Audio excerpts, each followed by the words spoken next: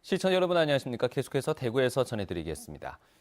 대구와 경북은 새벽부터 곳곳에 비나 눈이 내리고 있습니다. 지금까지 적설량은 봉화 석포면이 0.2cm, 김천 대덕면 4cm 등입니다. 강수량은 대구 2mm, 고령이 2.5mm 등입니다. 기온이 계속 떨어지면서 오후 늦게까지 최고 8cm가량 눈이 더 내릴 것으로 예상됩니다. 대구와 김천, 성주 7고, 고령, 경산, 청도에는 대설주의보가 내려져 있습니다. 아침 최저 기온은 대구 1.6도 등 영하 2도에서 영상 6도, 낮 최고 기온은 대구 1도 등 0도에서 5도의 분포로 어제보다 낮겠습니다. 대구와 경북 지역에 눈이 내리면서 10곳의 교통 통제가 이루어지고 있습니다. 대구에서는 달성군 홍실제에서 용연사 삼거리 3.1km, 달성군 휴양림 내거리에서 휴양림 공영주차장 4.3km, 달성군 헐티제 1.4km 구간 등입니다.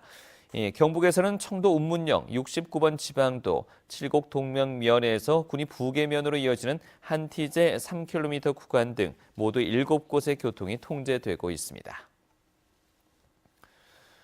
한 사회복지법인에서 발생한 장애인 학대의 소식 어제 전해드렸는데요. 새로운 폭로가 나왔습니다. 복지법인 내부에서 보조금 횡령이 있었다는 내용입니다. 박재영 기자가 취재했습니다.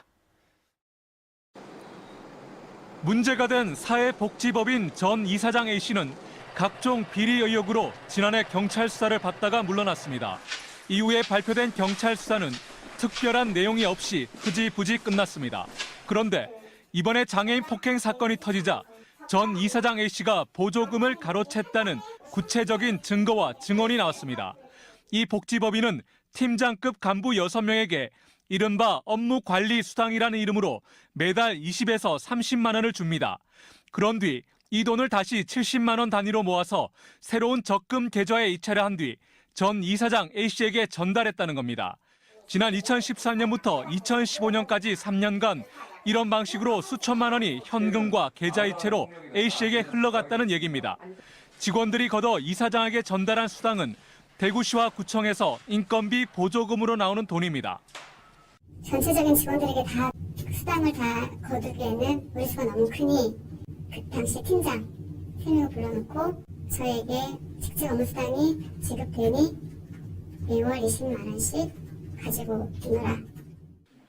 관리 업무 수당은 2016년 슬그머니 사라집니다.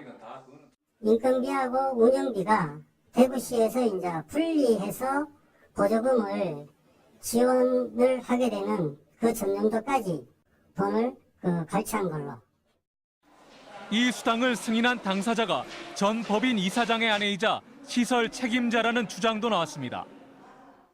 당시 그 시설의 대표셨던 관장님이 전 이사장님의 와이프셨고요. 항목을 만들어 주시는데 승인을 하셔가지고.